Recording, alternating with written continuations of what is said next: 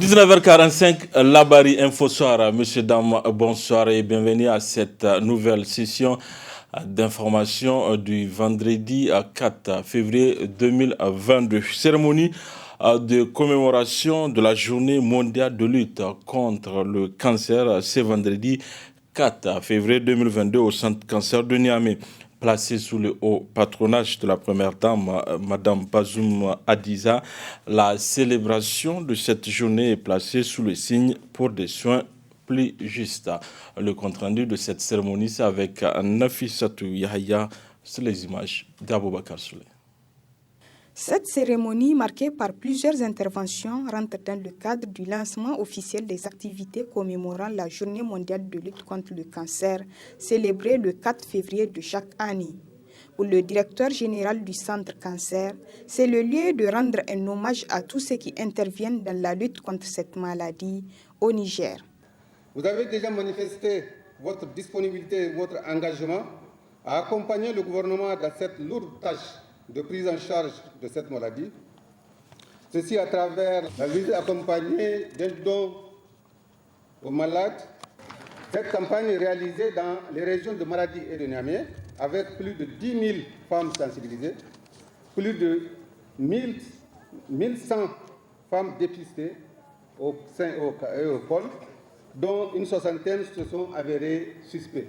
Permettez-moi de magnifier cette brave dame, docteur Bouakidi Achatou, une dame battante qui n'a jamais ménagé ses efforts pour nous accompagner afin de réaliser et avancer ces activités de lutte contre le cancer. La coordinatrice du système des Nations Unies, Louise Aubin, elle a tenu à réaffirmer l'engagement des partenaires techniques et financiers à accompagner le Niger dans cette lutte. Selon le dernier rapport de l'OMS, 65% des décès imputables au cancer ont lieu dans les pays les moins développés du monde. Aussi, ces 20 dernières années, le nombre de nouveaux cas de cancer a plus que doublé dans la région africaine. C'est pourquoi le thème pour des soins plus justes tombe à point. Mesdames et messieurs, en ce 4 février, le système des Nations Unies au Niger et tous les partenaires s'associent à la communauté internationale et au gouvernement du Niger pour commémorer la Journée mondiale de lutte contre le cancer. Et parmi les activités planifiées pour cette célébration figure la remise des clés du centre d'écoute et d'échange sur le cancer par l'OMS au gouvernement. Quant au ministre de la Santé publique, Dr Idi Ilyassou Maïnassara, il a rappelé l'objectif visé à travers la célébration de cette journée. L'objectif de cette journée, c'est de sensibiliser l'opinion, surtout la population, par rapport au cancer. Le cancer, comme vous le savez, c'est une maladie très très grave, très dramatique et qui est de plus en plus fréquente, qui touche aussi bien les femmes que les hommes, mais également les enfants. Pour cette année, le message est clair et ça coïncide avec le démarrage des activités de la radiothérapie au Niger. Et cette radiothérapie était attendue pendant des dizaines d'années. Dieu merci, aujourd'hui, la radiothérapie, la chimiothérapie, la chirurgie de cancer sont effectives. Placée sous le thème pour des soins plus justes, la commémoration de cette journée a permis à la première dame, Hadiza Bazoum, de lancer un appel à l'endroit de toutes les femmes pour qu'elles soient aussi des actrices de lutte contre le cancer. Le cancer est un problème de santé publique dans le monde en général et le Niger n'est pas épargné par ces fléaux, particulièrement les femmes. C'est donc pour cela que la lutte contre le cancer figure parmi les priorités du programme de Renaissance Acte 3 du président de la République. L'OMS et les autres partenaires assistent le Niger dans la prise en charge de cette maladie. À travers ma fondation, j'ai décidé d'accorder une oreille attentive à tous les problèmes de santé de la population. La visite des locaux du centre, la remise des témoignages de satisfaction à plusieurs acteurs qui œuvrent dans la lutte contre cette maladie, le témoignage des patients guéris du cancer et la remise d'un don de la première dame aux patients du centre ont constitué la fin de cette cérémonie. Depuis quelques jours, les prix du pain ont connu une hausse au guichet et également chez les revendeurs, une augmentation constatée par les consommateurs et impuissants qui n'arrivent pas à comprendre les vraies motivations de l'augmentation des prix du pain. Ce qui a suscité ce reportage de Nafissatou Yahya et Sadou Toumi. Après le communiqué du syndicat patronal des boulangers et pâtissiers du Niger, lequel communiqué annonçait hier lundi 31 janvier 2022 l'augmentation du prix du pain à compter de ce mardi 1er février 2022, l'heure est désormais à l'application de la décision par certaines boulangeries. En effet, c'est avec consternation et désolation que les consommateurs ont découvert le nouveau prix du pain. Dans le quartier, j'ai constaté un prix qui a changé. De 200, maintenant on achète la baguette à 250. Je n'ai pas demandé, j'ai juste vu ça sur les réseaux sociaux. Et les gens doivent avoir un regard sur ça, parce que les gens ne s'informent pas. Souvent c'est des faux problèmes. Ça n'a même pas impacté sur le pain et puis voilà, les gens augmentent et on ne fait pas de recherche.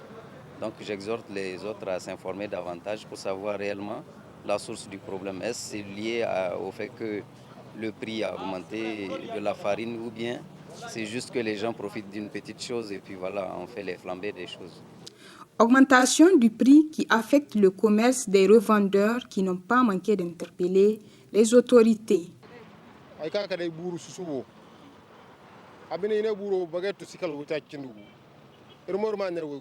Je suis venu acheter du pain ce matin, mais grande fut ma surprise quand j'ai appris que ça a augmenté de prix. À cause de ça, nous avons des problèmes avec les clients. Nous voulons que l'État revoie cette situation.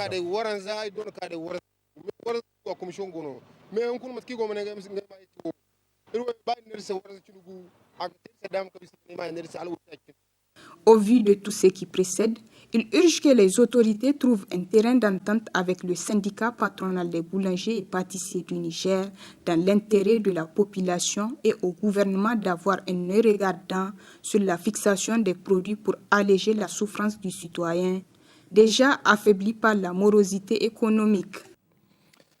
Du côté des défenseurs des droits des consommateurs, l'on s'est dit indigné et choqué. Maman Nouri, président de l'association des défenses des droits des consommateurs à ADDC Ouadata. Malheureusement, au-delà de cette fixation de prix, nous avons constaté de la spéculation. Parce que le prix en détail, c'est 250 francs. Et c'est ce qu'il fallait éviter. Mais seulement, peut-être ce syndicat un peu oublié, en matière de fixation de prix, normalement, il y a eu une expérience. Toute révision de prix doit être le fruit d'une consultation.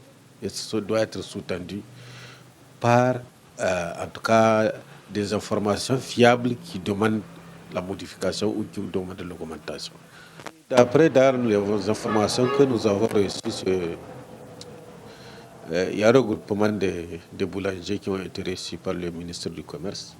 En tout cas, la dernière information que j'ai reçue, qu'on a reçue hier officiellement, et ils ont fait part de leur doléance par rapport à la hausse du prix de la farine de blé sur le marché mondial et à certains coûts de facteurs. Lors de leurs échanges, en tout cas, il semblerait que le ministre a pris des engagements pour l'appréciation des coûts de facteurs et éventuellement proposer des solutions.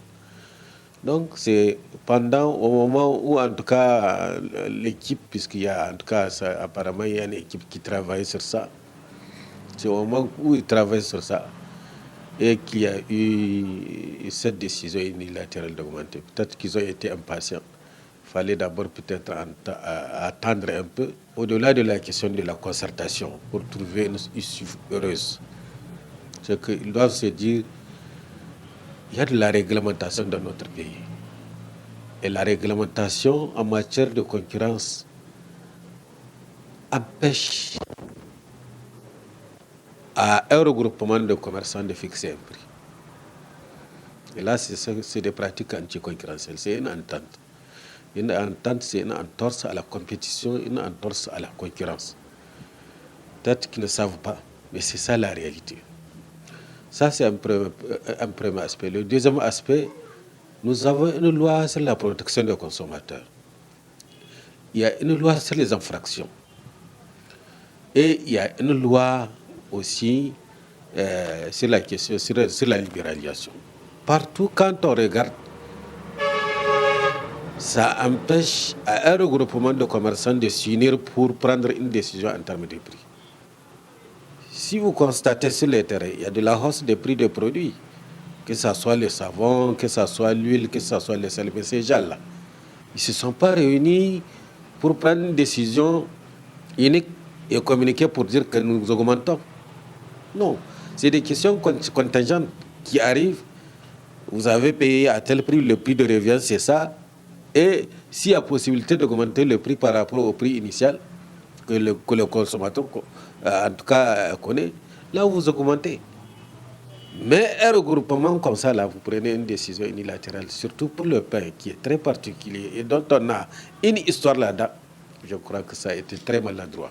La hausse des prix des produits, particulièrement sur le marché mondial, c'est des questions qui fluctuent. Ça peut baisser à tout moment. Ça peut baisser à tout moment. Et quand ça va baisser là, est-ce qu'elles vont revenir sur le prix? Et combien de fois, de 2008 à nos jours, le prix de la farine de blé a baissé? Les gens n'ont pas baissé de prix.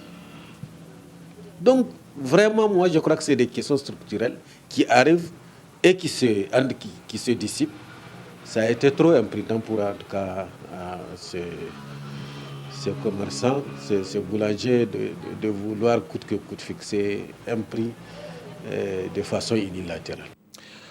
Toujours par rapport à l'augmentation du prix du pain, suivant ces commentaires de la rédaction Labari, signé à Boubacar Ibrahim. À l'origine, le Niger était un grand pays, respectable et respecté par tous, car il y avait au devant de l'instance des hommes des humains qui s'impliquent et qui se font concerner par tout ce qui touche le grand nombre. Pas de grandes études, mais pragmatiques et engagées. Le seul but, c'est comment veiller aux intérêts et besoins immédiats du peuple. Puis nous avons hérité de cela qu'on appelle, ici et ailleurs, communément des intellects, économistes, ingénieurs, et actuellement c'est de tout un philosophe que le bon Dieu nous a fait grâce. Mais de quel genre? Car selon l'autre, un philosophe doit apparaître comme un homme de la vérité, un homme qui refuse de se faire identifier à l'illégalité, à l'injustice et à tout ce qui peut s'avérer insoutenable par son peuple. C'est également cet homme qui agit respectueusement envers ce peuple en basant ses réflexions uniquement sur le concret et le problème de la société. Car la pensée lointaine du philosophe doit signifier profondeur dans la considération des choses concrètes. Aujourd'hui, à la surprise générale des Nigériens, ce qui est parti d'une simple rumeur est devenu une réalité. Un bon matin, les Nigériens ont appris par le biais d'un communiqué que le prix de la baguette du pain connaîtra une augmentation. Qu'est-ce qui n'a pas marché? Où se situe le problème et qu'est-ce qui justifie exactement une pareille augmentation? Ce qui est sûr, les seuls papiers publiés ne précisent aucune raison valable de l'augmentation. Car, selon certaines informations, la farine est l'un des produits qui bénéficient d'une certaine taxation réglementée et souple. Et selon une source, le dédouanement sur la tonne de la farine a certes connu une augmentation. Mais cela ne justifie aucunement l'augmentation d'un quelconque prix sur un produit fini, prêt pour la consommation. De 200 francs, la miche de pain est passée à 250 francs chez le détaillant du quartier, soit une augmentation significative de 50 francs CFA. Et bien que cela semble insupportable, les Nigériens en achètent malgré eux. Et juste pour la petite histoire, ailleurs, pour parler du Soudan, c'est une augmentation de seulement 10 francs sur la baguette qui a été le fait déclencheur de la chute du régime d'Omar el-Béchir. Mais ici, nous sommes au Niger, le pays où tout va bien tant que ça va pour le gouvernant. Tout est acceptable et n'importe quelle mesure, aussi arbitraire qu'elle soit, peut être imposée et facilement consommée. Les Nigériens en est-il réduit à être ces citoyens sur qui l'on impose tout? Son vécu quotidien qui n'a jamais connu une certaine souplesse se détériore de jour en jour. Des lois de finances aux restrictions liées à la Covid-19, sans oublier les inondations qui ont également affaibli le niveau de vie déjà précaire, vient ainsi de s'ajouter une augmentation de prix sur un aliment aussi important. L'on se demande où sont partis ces hommes politiques avec tous leurs projets de société. Le politique, ou que dis-je, le politicien nigérien n'est-il que cet homme qui veille uniquement sur les intérêts de l'extérieur? Sinon, comment peut-on cautionner un tel état de fait? Plusieurs questions, les unes plus divergentes que les autres, taraudent l'esprit du citoyen, tenaillé par cette peur de ne plus voir le prix revenir à la normale, bien que cela est devenu une tradition au Niger. Tant que le prix grimpe, il ne redescend plus jamais. Ce qui amène à poser la question de savoir, existe-t-il vraiment un organe de régulation des prix au Niger?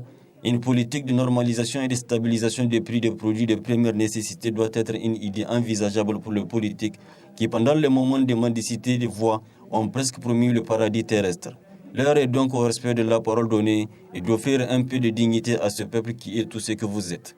Mais bon, pour faire court, il semblerait que le Nigérien lui-même, ne connaissant pas les aspects physiques, économiques et politiques qui agissent sur lui, il vit de façon conditionnée. Il subit les influences, qu'elles soient positives ou négatives, et sans jamais choisir, il ne peut donc être consulté. Et sans jamais pouvoir vite se situer, il ne pourra jamais s'orienter. Car actuellement, le débat fuse. Les entendus de l'autre côté disent que c'est incompréhensible et insultant, et les autres répètent obstinément que c'est bien logique et tout à fait compréhensible.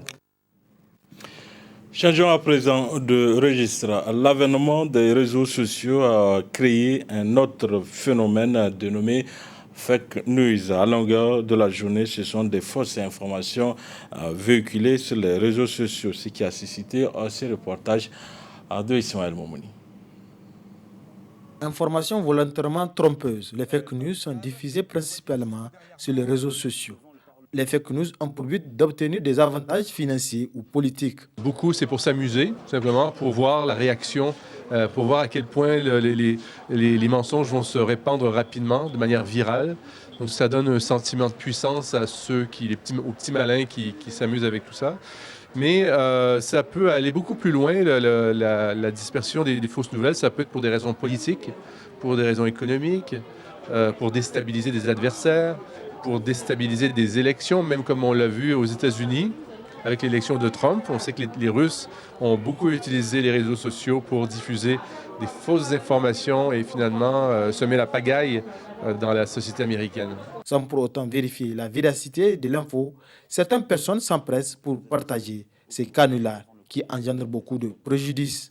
Les conséquences, ça peut aller jusqu'à la mort. On l'a vu avec WhatsApp, entre autres, en Inde, au Mexique, des gens qui se sont fait lyncher et qui ont été brûlés vivants parce qu'il y a des rumeurs qui se répandaient sur WhatsApp disant qu'il y avait des pédophiles qui kidnappaient des enfants pour les tuer, pour abuser d'eux. Et ça crée une espèce de folie, de peur. Et finalement, qu'il a suffi qu'on pointe des gens, des étrangers à un village pour que les gens disent « Voilà, ça doit être eux, c'est eux les pédophiles ». Et ça peut aller jusqu'à provoquer la mort de certaines personnes. Ça peut aussi provoquer des déstabilisations de pays, comme aux États-Unis. Il ne faut jamais prendre pour argent comptant tout ce qu'on nous envoie sur les réseaux sociaux. Il faut toujours vérifier la véracité de l'info avant de la partager, car c'est votre crédibilité qui est en jeu. Du sport, dans cette édition, Niamey a accueilli hier la 5e édition du championnat para-taekwondo, une compétition qui a enregistré la présence de plusieurs pays. Le compte-rendu de la cérémonie d'ouverture, c'est avec Ibrahim Tikiré et Sadou Demi. L'approche du handicap basée sur le sport ne peut se réaliser sans un cadre d'expression pour les athlètes souffrant d'un handicap. C'est dans cet esprit que s'est tenu ce jeudi 3 février 2022 au Palais du 29 juillet de Niamey la 5e édition du championnat d'Afrique de para-taekwondo. L'honneur fait à notre pays d'abriter cette compétition traduit l'engagement de lutter contre les discriminations faites en situation de handicap, a déclaré le président de la Confédération africaine de taekwondo, notre compatriote Ide Isaka.